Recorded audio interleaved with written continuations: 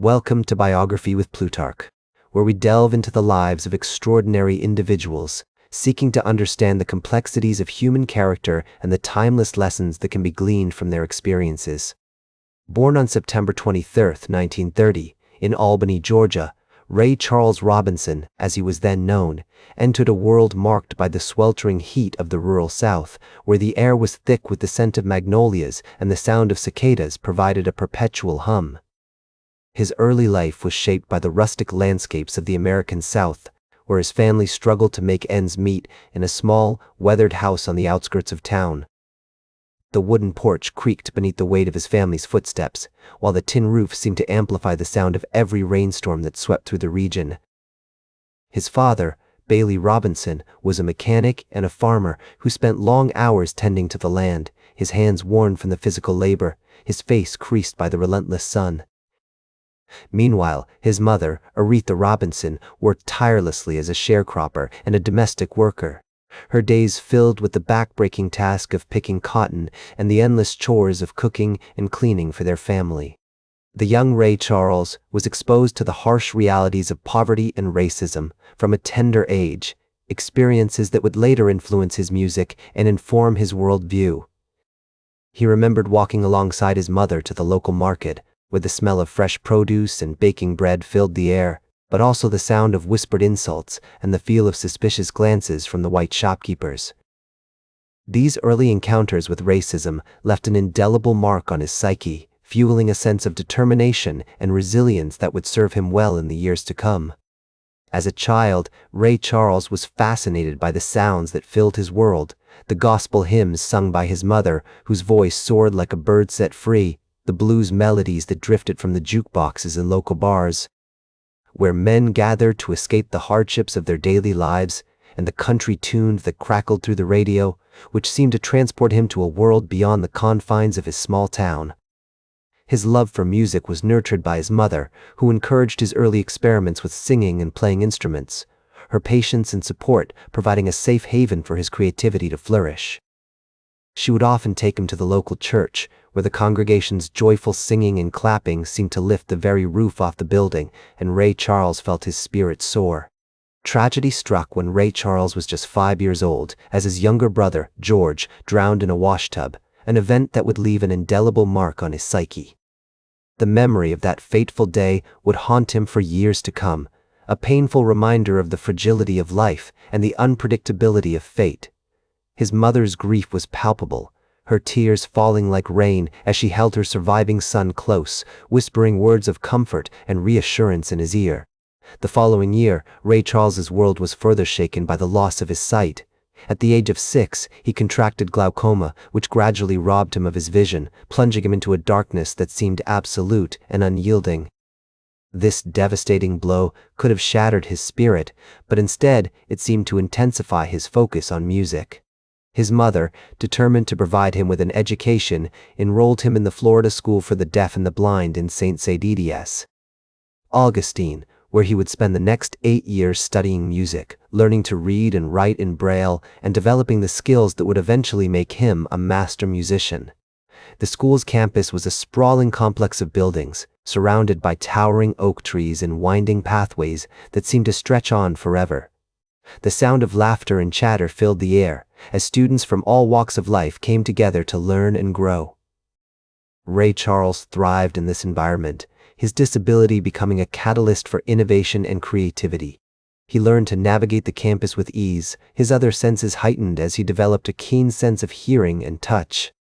During his time at the school, Ray Charles was exposed to a wide range of musical influences, from classical compositions to jazz standards. He proved to be a prodigious student, quickly mastering the piano, trumpet, and saxophone. His teachers recognized his exceptional talent and encouraged him to hone his craft, providing him with the opportunity to perform in school concerts and gatherings. These early performances not only helped Ray Charles build confidence in his abilities, but also instilled in him a sense of purpose, as he began to realize the impact that music could have on others. Despite facing unimaginable challenges, he found solace and inspiration in music, which became his passport to a world beyond the limitations of his circumstances.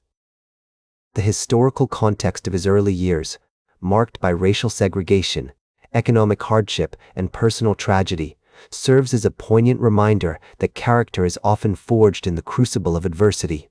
In the midst of this turmoil, Ray Charles discovered a sense of freedom and expression through music. His voice, a rich and soulful instrument, seemed to convey the depths of human emotion, from the joy and elation of love to the pain and despair of loss. As he sang, his spirit soared, transcending the boundaries of his physical world and speaking to something deeper and more profound within us all. As Ray Charles's time at the Florida School for the Deaf and the Blind drew to a close, he felt an insatiable hunger to share his music with the world beyond the confines of his institution. The year was 1943, and at just 15 years old, he was ready to embark on a journey that would take him to the pinnacle of success, but not without its fair share of challenges and hardships. With a fierce determination burning within him, Ray Charles left school and set out into the unknown, his heart filled with the promise of music and his spirit driven by an unrelenting passion. As he navigated the uncharted territory of his early career, Ray Charles found himself drawn to the soulful sounds of Charles Brown, a renowned pianist and singer who would later become a close friend and mentor. Brown's influence on Ray Charles's music was profound, teaching him how to sing with feeling, how to make people believe what he was singing.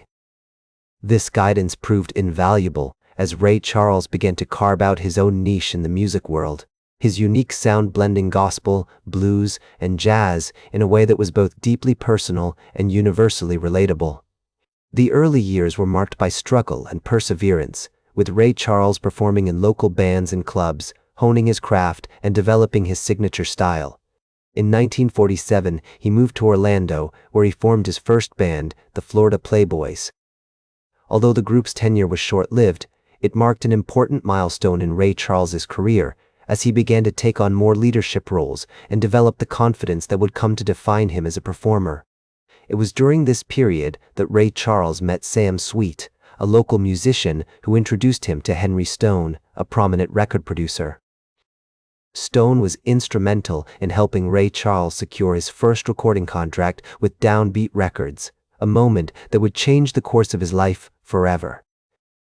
On November 22, 1949, Ray Charles recorded his debut single, "Baby, Let Me Hold Your Hand," which, although not an immediate commercial success, showcased his unique vocal talent and paved the way for future opportunities. Over the next few years, Ray Charles continued to perform and record, slowly building a reputation as a talented and innovative musician. His big break came in 1952 when he signed with Atlantic Records, a move that would prove pivotal in his career. Under the guidance of Ahmet Ertegun, the label's co-founder, Ray Charles released a string of successful singles, including "Mess Around" and "It Should Have Been Me." However, it was his 1955 hit, "I Got a Woman," that truly catapulted him to stardom, reaching the top of the Billboard charts and establishing Ray Charles as a major force in the music industry. The mid-1950s were a whirlwind period for Ray Charles, marked by extensive touring, recording, and collaboration with other notable artists. He performed at legendary venues like the Apollo Theater in Harlem, where he shared the stage with icons like B.B. King and Sam Cooke. His performances during this time were characterized by their intensity and emotional depth, leaving audiences mesmerized and critics praising his unparalleled talent. As Ray Charles's fame grew, so did his creative output. He began to experiment with new sounds and styles, incorporating elements of country and Western music into his repertoire. This experimentation culminated in the release of "What I Say" in 1959, a song that would become one of his most iconic recordings. The song's innovative use of call and response, combined with its driving rhythm and soulful vocals, made it an instant classic, and it remains one of the most influential songs in the history of popular music. The 1960s were a time of great change and upheaval in America, and Ray Charles found himself at the forefront of the civil rights movement. His music became a powerful tool for social commentary, with songs like "Born to Lose" and "Don't Set Me Free," addressing issues of racism and inequality. Through his music, Ray Charles gave voice to the struggles and aspirations of African Americans, helping to bring attention to the injustices faced by his community. Despite the many challenges he faced, Ray Charles remained humble and dedicated to his craft, always striving to push the boundaries of what was possible through music. He continued to innovate and experiment with new sounds and styles, releasing songs like Unchain My Heart and Hit the Road, Jack, which have become ingrained in the American musical consciousness. As the decade drew to a close, Ray Charles found himself at the height of his creative powers, with a legacy that would continue to inspire and influence generations of musicians to come. His impact on popular music was immeasurable, and his contributions to the civil rights movement had helped to bring attention to the struggles faced by African Americans during this tumultuous period in American history. Through his remarkable life and career, Ray Charles left an indelible mark on the world of music, one that continues to inspire and uplift us to this day. As he once said, music is a powerful thing. It can make you feel happy, sad, or anything in between.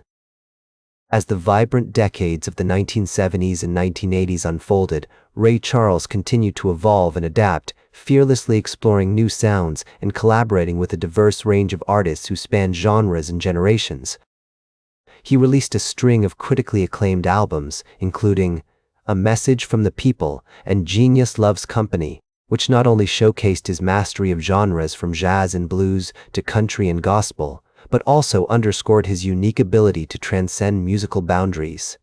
His performances during this period were marked by their intensity and emotional depth, with Charles's powerful, soulful voice and charismatic stage presence continuing to mesmerize audiences around the world. Whether he was performing at iconic venues like Carnegie Hall or in intimate settings where the connection with the audience was palpable, Ray Charles had an uncanny ability to evoke emotions that resonated deeply with his listeners. His concerts were not just musical events, but experiences that left a lasting impact on those who attended them.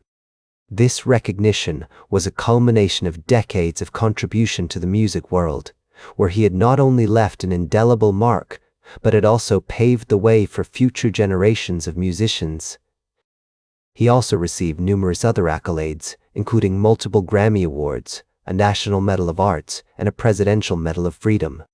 These honors were not just acknowledgments of his past achievements, but also celebrations of his ongoing impact on music and culture.